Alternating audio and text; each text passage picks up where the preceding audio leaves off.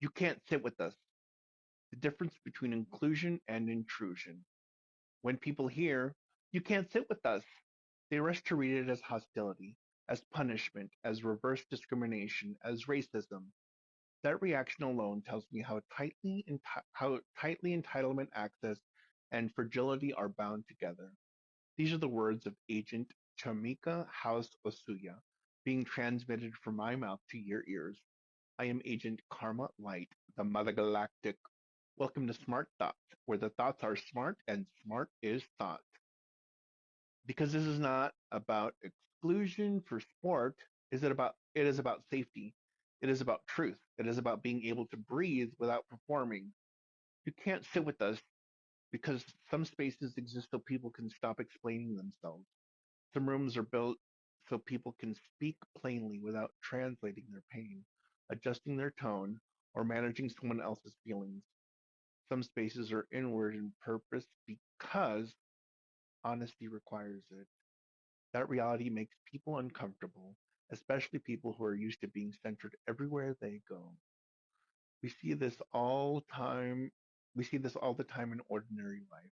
Group chats where the conversation finally gets real, barber shops and hair salons where context does not need to be explained, church basements and family kitchens where people can say what they actually think. Black parents talking about how schools treat their kids, immigrants naming what survival here costs them, disabled people telling the truth about the system that fails them. These conversations change the moment someone enters the need things. These conversations change the moment someone enters who needs things slowed down, justified, or softened. That shift is not theoretical, it is felt in the body. When racialized communities turn inward, white people often rush to call it racist. When black folks create affinity spaces, when indigenous communities protect ceremony, when immigrants build language specific support systems, when someone says the space is not for you, the same accusations show up every time: division, exclusion, hate. Meanwhile, white people do this constantly without it ever being questioned. White churches hold white only conversations about valuing and belonging. White parents move to white school districts for cultural fit. White friend groups exist where race is never named and no one calls it exclusion. Country clubs, legacy admissions, private schools, professional networks, neighborhood associations, all inward facing, all protective, all normalized. This is not labeled racism, it is called community, preference, fit.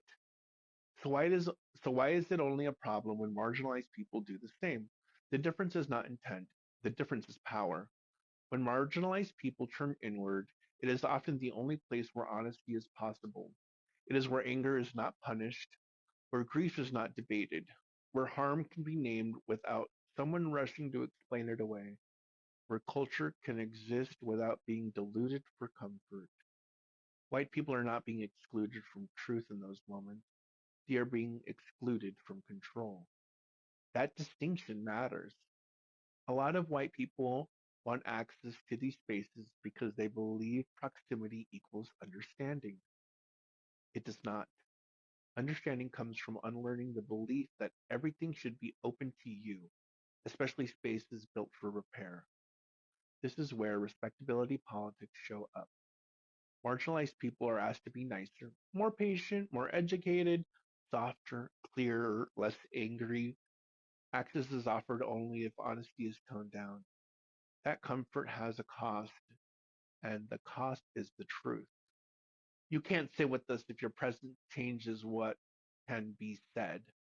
That does not mean white people have no role. It is not. It means the role is not always centered. Sometimes the work is resourcing without directing, listening without responding, supporting without being seen. Sometimes the work is confronting your own spaces, families, workplaces, and communities instead of trying to enter ours. If being told a space is not for you feels threatening, ask yourself why. What belief does it challenge? What entitlement does it disrupt? What have you been taught to expect that this moment is denying you? This is not about shutting people out. It's about building places where people can finally tell the truth.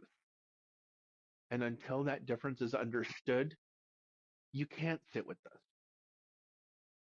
This has been Agent Karma Light reporting from the brain of Agent Chamieka House reporting from the brain of Agent Chamieka House-Osuya.